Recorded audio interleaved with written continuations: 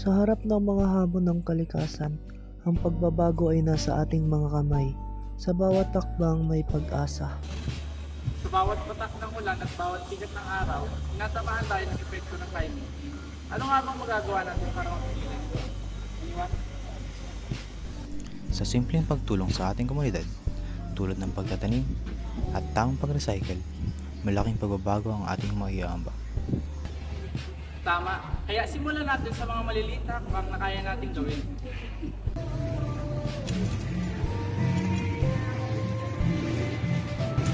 Isang puno, isang hakbang.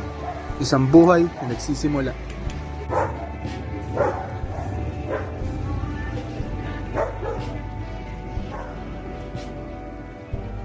Sa bawat kalat na ating nililinis at tinatanggal, isang hakbang tayo patungo sa mas malinis na kapaligiran.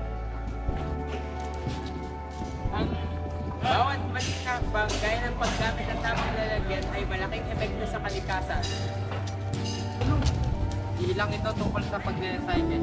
Ito rin ay tungkol sa pagdidisiplina at pagmamalasakit sa ating kalikasan.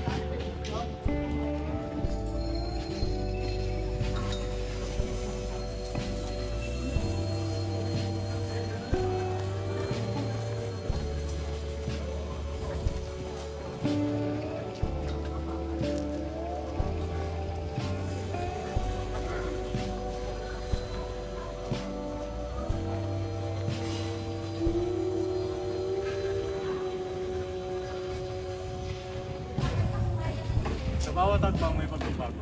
Sa bawat basura natin natanggal natin, mas pinapalakas natin ang ating kalikasan. Pagbabago ay hindi lang maghibilidad ng ilan. Lahat tayo ay may parte. Kung magtutulungan tayo kahit sa malintang na lugar, makikita natin aksyon, malaking epekto ng ating mga aksyon. Kailangan maghintay ng tamang pagkakataon. Simulan na natin ngayon. Bawat hakbang na ginagawa natin sa bawat linis at bawat basura ay hakbang patungo sa mas malinis at mas magandang kalikasan. Walang maliit na gawa kung ito ay para sa kalikasan. Ang malaga ay ginagawa natin ito ng sabay-sabay. Ang kalikasan ay nag-aantay. Ang bukas ng ating mundo ay nasa ating mga kamay.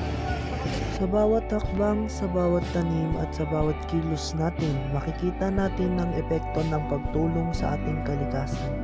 Sa ating mga kamay, ang pagbabago